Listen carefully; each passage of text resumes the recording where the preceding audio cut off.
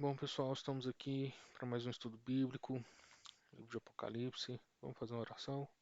Senhor, nós te louvamos por esse dia, por esse momento de estudo, momento que a gente vai se alimentar na tua palavra. Se conosco, Senhor, com o nosso pensamento, com a nossa mente. Guia, Pai amado, em nome de Jesus. Assim nós oramos. Amém. Amém, pessoal? Beleza. Vamos lá, olha só. Hoje a gente vai encerrar o septenário das taças e a gente separou o septenário das taças em 3 aulas. E a gente vai encerrar hoje para poder vir a outra, outras cenas dos capítulos seguintes aí, tá bom? Bom, olha lá que tá, onde nós estamos agora, ó. Bem aqui, septenário das taças, a tentativa de Deus de converter o poder, né, dentro desse ciclo da idolatria todo aqui. Então está se encerrando e a gente viu que esse septenário das taças aqui ele vem com um juízo pesado de Deus, né? Mais do que o septenário dos selos, o septenário das trombetas, o negócio é piorado aqui, né? E a gente viu que esse septenário ele tem é, uma diferenciação que é ele não vai, ele não tem, perdão, ele não tem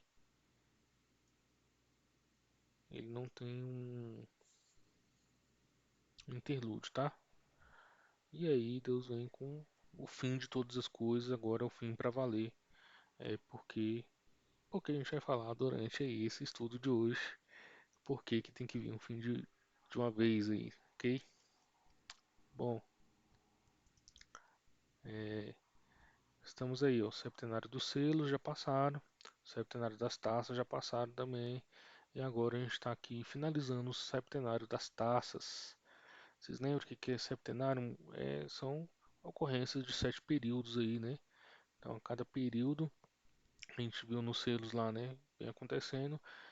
Os 4 primeiros apresentam uma problemática, os 5 mostra quem recebeu essa causa disso aí, de alguma maneira assim ele prepara para vir uma teofania tempestuosa, que é a sexta ocorrência, e a sexta ocorrência ela abre o espaço para uma condição do escatom, né? Como que Deus conduz para o fim de tudo. Nos primeiros septenários a gente tem um interlúdio, os 2 primeiros, mas assim, a estrutura é basicamente a mesma, né? Tem um período de 4 e os últimos 3 é a consequência do que aconteceu, da maldade humana, de como que destruíram as coisas de Deus, e Deus está trazendo toda a sua criação para trazer juízo também para esses que se opõem a ele, são seus inimigos, certo?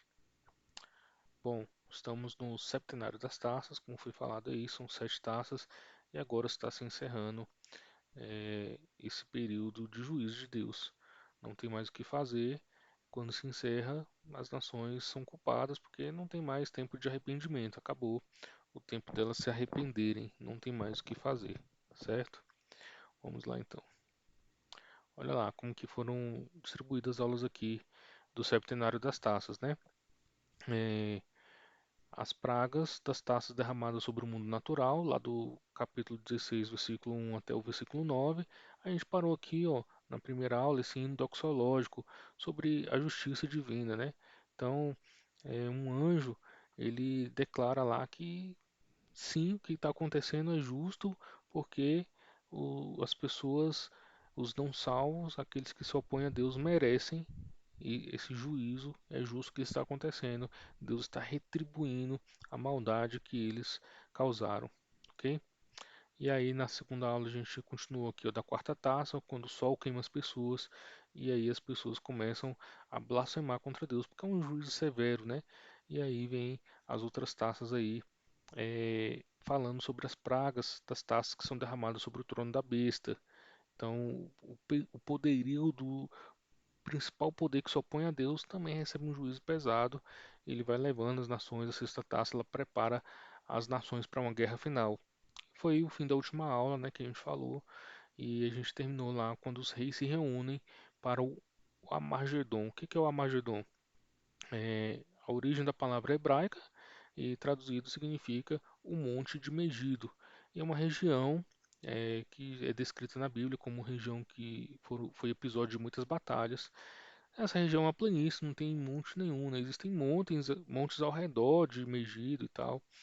E essa região, inclusive, foi o lugar onde o rei Josias morreu aos 33 anos. Mas essa região sempre é o lugar onde os reis que se opõem a Deus, os reis que são inimigos de Deus, que pelejam contra Deus, recebem sua derrota. Em tese, o que João está querendo descrever aqui para a gente é que os, os reis que foram conduzidos pela besta, que foram reunidos pela besta, pela trindade satânica, né, que foi apresentado para a gente lá na quinta taça, que o trono ele tem uma trindade satânica ali. Então ela vem enganando as nações e trazendo as nações para guerrear contra Deus e vão se reunir no lugar que simboliza o lugar onde todos os opositores de Deus recebem sua derrota, tá bom? E hoje a gente vai entrar finalizando com essa sétima taça aí do juízo cósmico, lá Apocalipse capítulo 16, do versículo 17 e 21. Então abre a sua Bíblia aí, a gente vai fazer essa leitura. Apocalipse capítulo 16, do versículo 17 até o 21. E diz assim: O sétimo anjo derramou sua taça no ar, e do santuário saiu uma forte voz que vinha do trono, dizendo: Está feito. Houve então relâmpagos, vozes, trovões e um forte terremoto. Nunca havia ocorrido um terremoto tão forte como esse, desde que o homem existe sobre a terra. A grande cidade foi fracionada em três partes, e as cidades das nações se desmoronaram. Deus lembrou-se da grande Babilônia e lhe deu o cálice do vinho do furor da sua ira. Todas as ilhas fugiram, e as montanhas desapareceram. Caíram sobre os homens, vindas do céu, enormes pedras de granizo, de cerca de 35 quilos cada. Eles blasfemaram contra Deus por causa do granizo, pois a praga foi terrível. Beleza? Então esse é o nosso texto aí.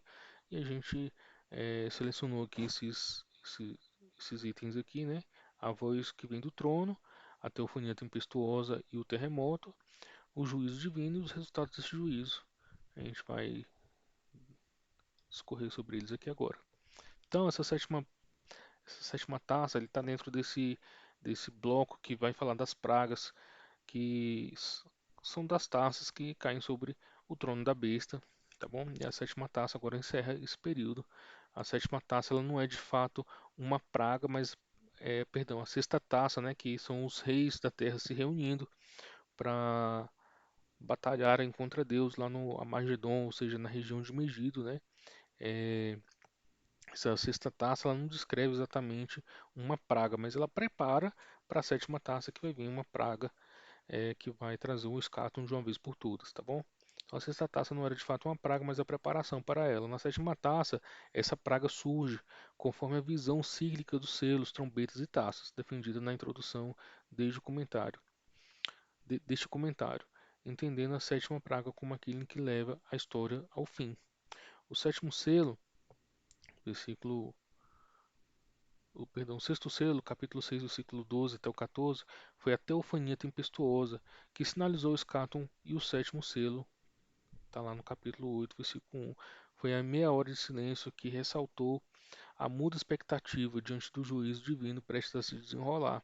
Além disso, a sétima trombeta celebrou a chegada do reino final e do reinado eterno de Deus, bem como o juízo final, seguido de mais uma teofania tempestuosa. A maioria desses detalhes também é encontrada aqui como um anúncio do escáton, e a teofania tempestuosa e o terremoto escatológico e o juízo divino. Então, ou seja, o que a gente está observando aqui nessa leitura que foi feita da sétima taça? É que ela, mais uma vez, repete essa dinâmica que tem acontecido entre o sexto evento e o sétimo evento de um septenário, tá bom? Então existe uma teofania, assim como aconteceu nos selos, aconteceu na trombeta, agora acontece também na sétima taça. É, abalos sísmicos, abalos cósmicos e o anúncio do fim de todas as coisas. Acabou, não tem mais o que fazer. Agora é o último momento do juízo de Deus, não vai acontecer mais outro para que as nações possam ter chance de se arrepender, porque elas não se arrependeram. E como foi falado aqui, né, nesse septenário, eles começaram agora a amaldiçoar Deus, a blasfemar contra Deus e contra o seu povo santo. Bom, Auni é um teólogo que a gente sempre tem usado aqui, explica que essa taça completa é, o juízo de Deus sobre os quatro elementos básicos da esfera natural, de acordo com a ciência grega: terra, água, fogo e ar. Então a gente já viu que esse septenário aqui ele usa os elementos de Deus como os elementos da criação mais elementares, né? Água, ar, água, fogo e terra como seus instrumentos do juízo contra os seus inimigos, contra aqueles que trazem a destruição da criação de Deus, contra aqueles que derramam o sangue dos santos e aqueles que se opõem contra Deus. Bom, Deus está no controle e ele levará tudo isso ao fim. Essa é a sacada final dessa leitura aqui, né? A gente observando aqui que esse mundo ele vai ser dissolvido, tá sendo, né, como parte do juízo de Deus. Ele está dissolvendo o mundo ao redor dos seus inimigos aqui, trazendo dores e sofrimento. O objetivo é trazer o arrependimento, mas eles não se arrependem, por isso tem que vir o grande juízo final de Deus, tá bom? Vamos lá. A voz que sai do trono é a primeira figura que a gente vê nessa leitura, lá no versículo 17, diz assim, ó: no início, outra alta voz que vinha do santuário anuncia que o plano divino está consumado. Aqui, porém, a voz, pela primeira vez, vem também do trono. Essa é a única passagem no livro em que os três elementos, templo, céu e trono, estão justapostos. Portanto, é um momento escatológico supremo quando todas as forças do final divino da história são reunidas. Então, a gente começa observando aqui que a sétima taça, quando vai abrir o escáton, mostra a plenitude das estruturas de Deus, do ambiente de Deus, sendo revelado, desvelado aqui para poder conduzir o fim derradeiro de todas as coisas, né? É a primeira vez que essa voz que sai do trono não é a voz de um anjo, não é a voz de um outro personagem da história, dos seres que estão presentes ali ao redor do trono.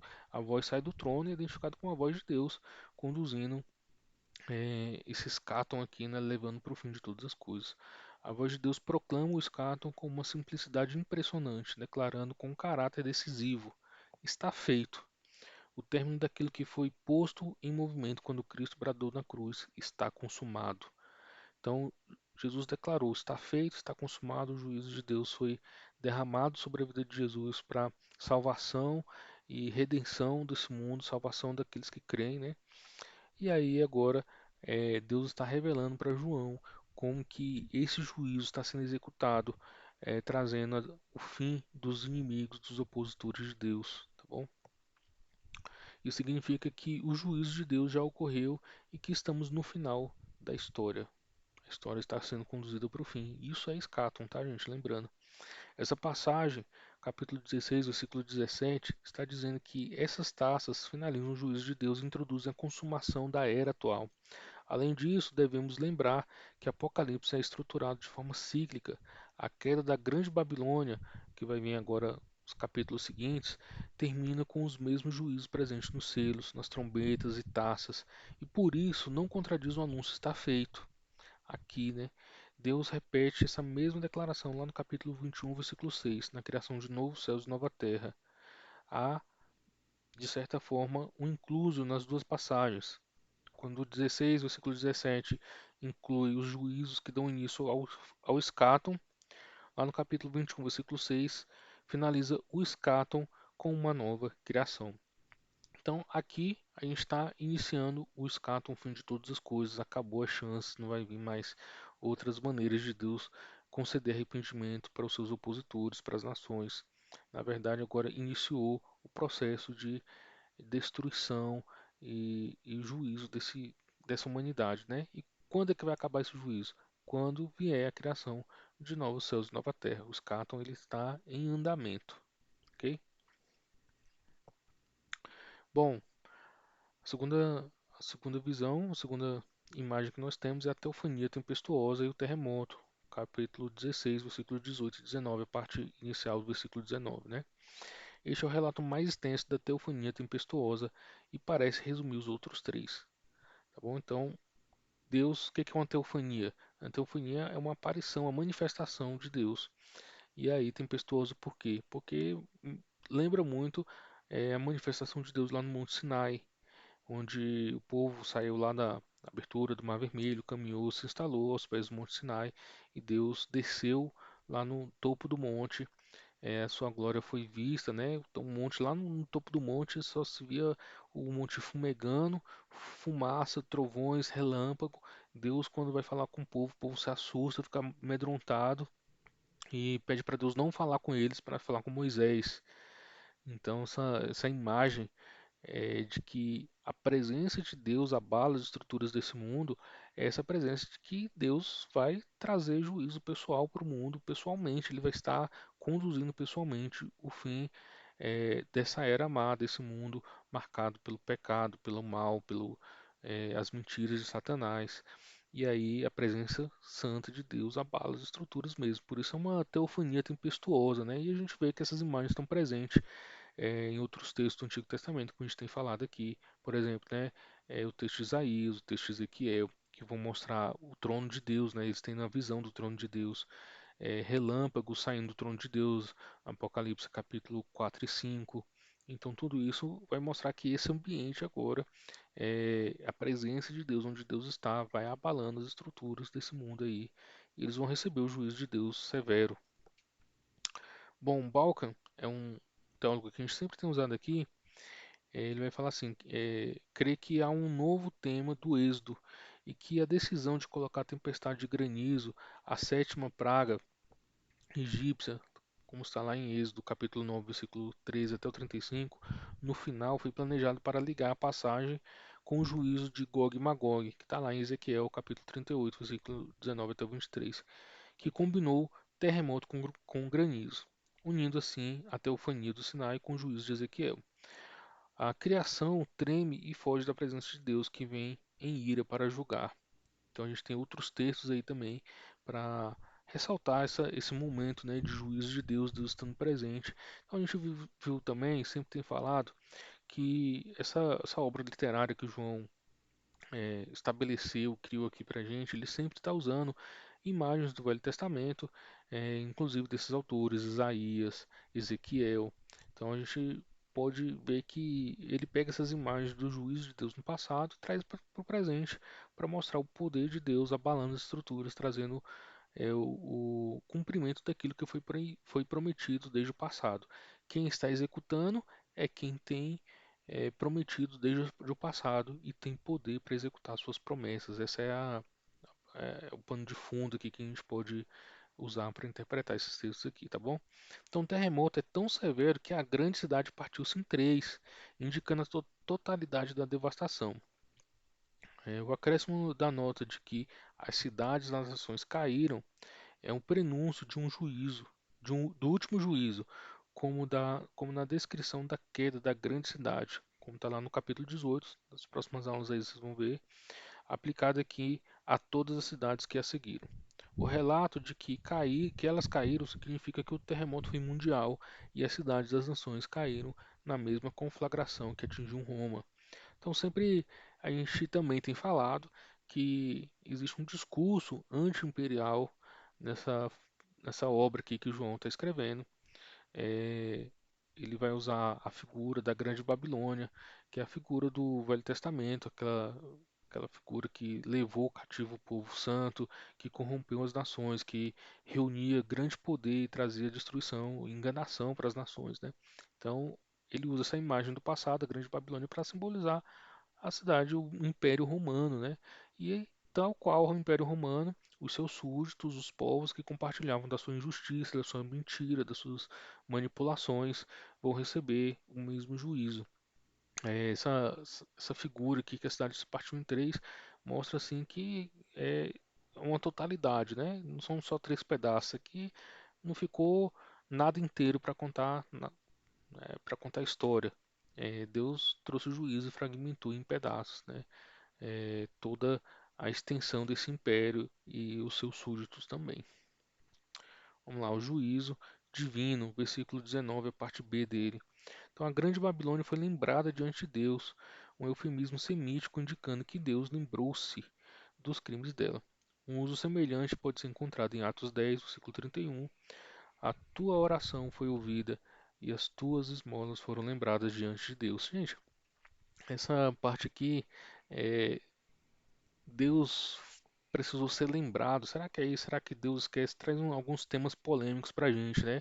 Por exemplo, assim, profeta Balaão, quando recebe pagamento para amaldiçoar o povo de Deus, e aí ele responde lá pro rei Balaque lá, ó, será que é, tem como amaldiçoar aquilo que Deus abençoou?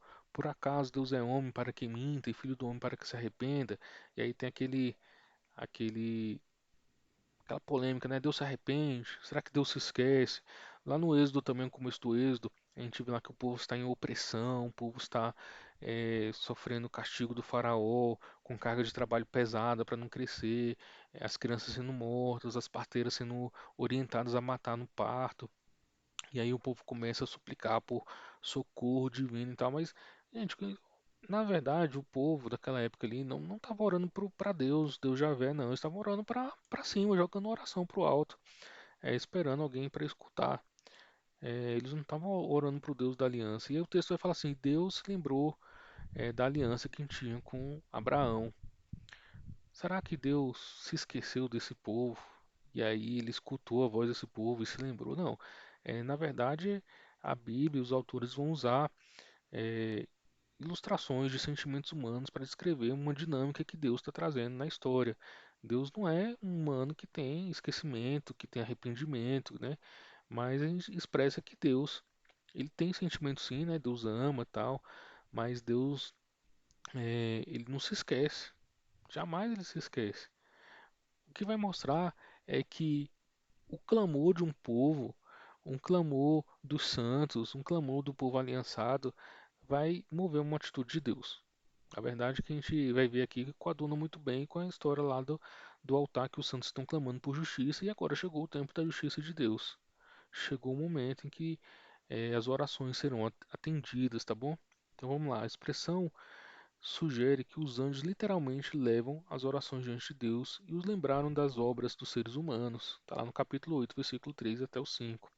Esse também é o presente quadro, todavia com um contexto negativo. Quando Deus é lembrado, ele se recorda e age. Agindo Deus, quem impedirá, né? Não tem para ninguém. Lá no capítulo 14, versículo 10 e 11, somos informados a respeito do vinho da ira de Deus preparado no cálice da sua ira sem mistura, que descreve a devastação total como justa retribuição, afirmando que Deus retribuirá a Babilônia em dobro, conforme as suas obras, e lhe dará bebida em dobro no cálice em que ela vos deu de beber. Novamente, no princípio da lex talione, é visto, né, os pecadores da Babilônia, da grande Babilônia, chamaram a atenção de Deus e ele reagiu na mesma proporção, visto que as nações beberam o vinho da sua ira da prostituição. Deus lhes dará o cálice do vinho cheio do furor de sua ira. Então, é, a lex talione é vista aqui mais uma vez, né?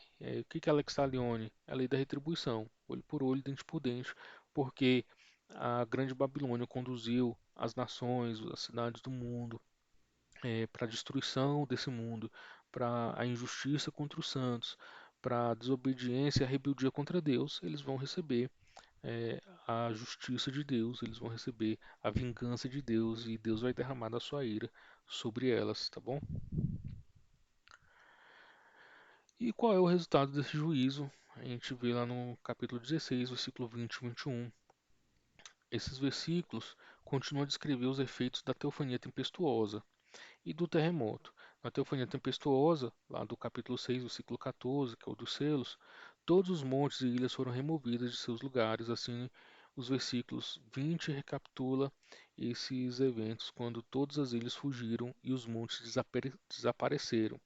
O desaparecimento das ilhas e dos montes e céus é um tema apocalíptico frequentemente associado ao dia do Senhor. E temos aqui todos esses textos aqui falando sobre esse grande anúncio de um dia de julgamento, o dia do juízo, o dia que Deus virá para trazer justiça contra os maus, inclusive textos de literaturas apócrifas. E a gente já falou aqui que João, o tempo todo, ele se utiliza das figuras do Antigo Testamento, da sua cultura lá do judaica, que também faz uso de literaturas apócrifas, tem Enoque, tem Esdras, tá bom? Em alguns momentos tem até Macabeus, mas a gente, principalmente Enoque e Esdras, né? São literaturas mais apocalípticas. Então, esses textos aqui em algum momento usam esse desaparecimento das ilhas, dos montes do céu, como sendo um tema que está chegando o dia do Senhor, o dia do juízo final. Bom, a tempestade de granizo completa outro importante tema de juízo associado ao da teofania tempestuosa. No primeiro juízo das trombetas, granizo e fogo misturado com sangue foram lançados na terra. E lá, no capítulo 11, versículo 19, quando o templo de Deus foi aberto, dali vieram relâmpagos, vozes, trovões, terremoto e forte granizo. Ademais, o outro elemento de capítulo 8, versículo 7, o fogo desce do céu e consome as nações rebeldes, lá no capítulo 20, versículo 9. A imagem é extraída novamente da sétima praga egípcia, em Êxodo capítulo 9, versículo 13 ao 35, conforme reproduzida também lá em Josué, capítulo 10, versículo 11, o juízo contra os reis amorreus. Então, olha só, essas imagens aqui, não só dos céus, das ilhas, os montes desaparecendo, como também chuva de granizo, esse granizo descendo do céu, fogo junto, consumindo as nações, aparecem como sendo o resultado da ira de Deus, trazendo juízo pesado e severo, tá bom? Isso já mostra, já é mostrado em alguns outros textos, inclusive textos do Antigo Testamento, e a gente vê principalmente, né, está fazendo uma alusão aqui à sétima praga do Egito, quando Faraó ele está se opondo a Deus o tempo todo, recorrentemente, e Deus recorrentemente está mostrando que quem tem domínio sobre esse mundo, sobre a criação, é Javé, o Deus da aliança, né? Não Faraó e seus deuses, seu panteão de deuses, mas o Senhor, Javé, o Senhor, é quem comanda todas as coisas, inclusive a criação. Olha lá, essas pedras de granizo pesam aproximadamente 34 quilos. A nossa tradução NVT falou 35, está aproximado, né? Esse tipo de pedra teria uma medida aproximada de 45 centímetros de diâmetro. Assim, este é um quadro formidável do juízo final.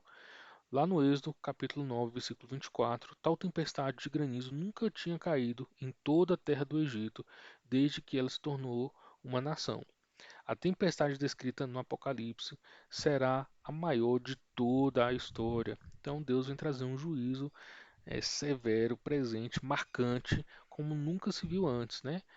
Não é inédito o tipo de juízo, mas essa severidade e a amplitude desse juízo ninguém nunca viu dessa maneira. É isso que o texto está falando para gente.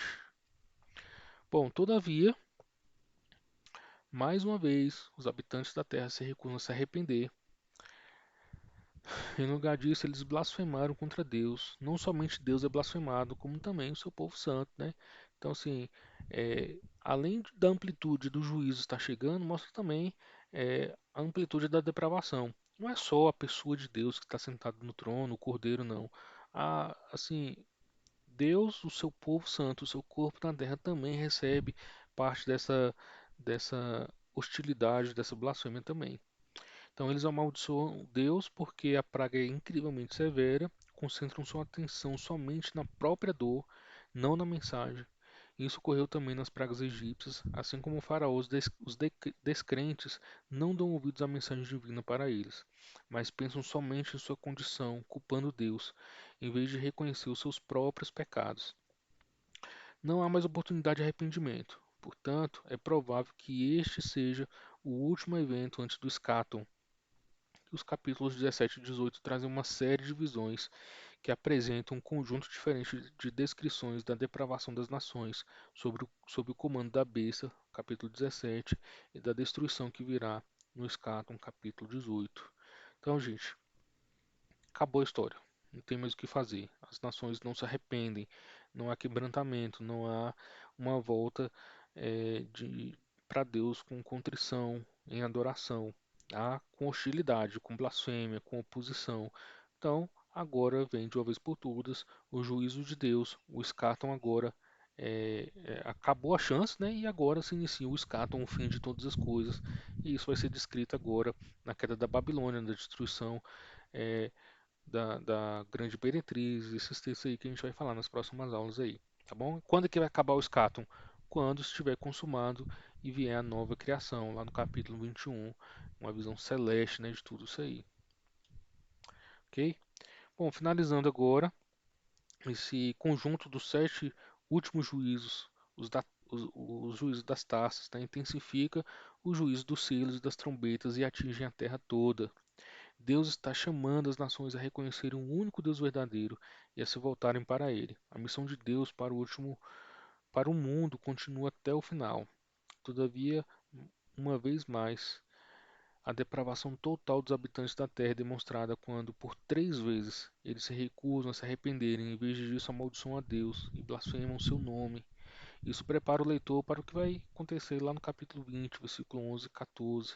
Pois o juízo final se faz necessário, porque os não salvos se recusam continuamente a aceitar a oferta de salvação de Deus. A demolição progressiva da criação continua aqui, mas agora ocorre um ataque mais direto contra os incrédulos. Então, gente, Deus está fazendo como ele fez lá no Egito, né? Faraó se achando o Deus daquela região, o Deus encarnado. Ele só responde para Faraó, para Moisés assim: eu não conheço o Senhor e não vou obedecer. Pelo contrário, eu vou aumentar a carga do povo. Eles vão ter que fazer a mesma produção e ainda vão ter que catar a palha ainda. E aí, por causa dessa oposição contra Deus, vem um severo juízo e Deus está desfazendo, está dissolvendo a criação ao redor do Egito, mostrando que Deus tem poder sobre os elementos naturais, sobre toda a criação. E não tem ninguém que possa resisti-lo, que todos seus inimigos só vão encontrar dor, só vão encontrar destruição quando se opõem ao Deus Criador. Opa. Bom, a criação de Deus não somente está prestes Não est- Bom, a criação de Deus não está, perdão, a criação de Deus não somente está prestes a ser libertada do cativeiro da degeneração, como a gente vê lá em Romanos 8, versículo 19, né? Tem essa parte aqui que vai falar que a criação aguarda com grande expectativa a manifestação dos filhos de Deus, porque ela também participa da condenação desse mundo, de sofrer a deterioração, de participar da maldade desse mundo, da injustiça desse mundo, tá? Da morte, né? Como também participa do juízo divino contra os pecadores. Não só a criação está sofrendo os efeitos da nossa queda, como Deus está trazendo os elementos da criação para ser os seus instrumentos contra o ser humano degenerado, o ser humano caído, o ser humano que se opõe a Deus. Os juízes das taças finalizam a seção final desse livro, central desse livro, perdão, é a seção central. As taças estão finalizando essa sessão central aqui, que é Deus trazendo juízo para a criação, trazendo juízo para a humanidade, né, para o mal, para quem está operando e orquestrando o mal, tá? Focalizando os juízos que acompanham a abertura do rolo, que descrevem os eventos finais da história mundial, bem como a chegada do escáton. Com isso, o juízo de Deus sobre a Terra está completo e os propósitos desses eventos, como observado anteriormente, são finalizados. Tudo o que resta é a destruição do império do mal e o juízo final. O dia de Javé e do Cordeiro está prestes a chegar. Bom, gente, vamos finalizar por aqui e a gente finaliza com uma mensagem de esperança. Esses septenários vão amedrontar as pessoas, ou já amedrontou muita gente, já serviu de instrumento de dominação para trazer medo para as pessoas, porque são imagens tenebrosas de catástrofes naturais, de morte. Quando a gente abre essa parte aqui do texto dos septenários, né, principalmente o último, parece que fede a sangue podre, assim, a morte, a carne em degradação, porque o resultado de tudo é morte. Quem se opõe a Deus vai encontrar o seu justo juízo, vai encontrar a severa punição de Deus, porque é justo, como o anjo fala, né? E aí, isso pra gente não é uma mensagem de medo, é uma mensagem de esperança, de que Deus vingará o seu povo, de que Deus vai vingar a maldade desse mundo, Deus vai vingar, vai trazer vingança e juízo contra aqueles que trouxeram a destruição desse mundo, que perseguiram os santos, derramaram o sangue dos santos, que blasfemaram contra Deus. Sabe, às vezes a gente fica tentando um meio próprio de trazer justiça própria, e não é isso que a Bíblia está trazendo para a gente, não. Na verdade, a gente está sendo orientado a observar o juízo de Deus, como que Deus vai trazer a história para o seu fim, fazendo justiça. Me lembra muito que o salmista fala no Salmo 91, quando fala assim que aquele que habita no esconderijo do Altíssimo, a sombra do Onipotente descansará. Então, assim, a gente está simplesmente descansando à sombra do Deus Todo-Poderoso, que vai conduzir a história para o seu fim, fazendo justiça, vingando o seu povo contra os seus inimigos, trazendo a derrota sobre os seus adversários. E para a gente só cabe o triunfo. No fim da história do Apocalipse, lá na última aula, eu vou dar um spoiler aqui, né? A gente vai escutar a igreja respondendo: Ora vem, Senhor Jesus. E essa é a esperança escatológica, né? A gente aguarda o fim de todas as coisas para a gente poder receber o nosso Senhor de braços abertos e ver Ele face a face. Amém? Deus abençoe sua vida. Vamos seguindo aí as próximas aulas. A gente tem muitas aulas pela frente ainda para entender e conhecer melhor e compreender melhor esses textos aqui do Apocalipse. Vamos orar. Pai, nós te louvamos por esse momento de estudo, de aperfeiçoação do nosso conhecimento, de como o Senhor tem trazido maturidade, Pai amado, acerca de temas tão polêmicos e às vezes tão debatidos, ó Pai amado, de forma equivocada. Senhor, abençoa a nossa vida, Senhor, abençoa as nossas palavras, como que a gente pode trazer, Pai amado, uma tradução do conhecimento para a prática, Pai amado, e abençoar pessoas e tirar pessoas do medo, da escuridão, porque por vezes, ó Pai amado, usaram a tua palavra para dominar pessoas e aprisioná-las do medo. Tem misericórdia, Senhor, assim nós oramos em nome de Jesus. Amém. Amém, pessoal. Deus abençoe vocês e até a próxima aula aí. Fiquem com Deus. Amém.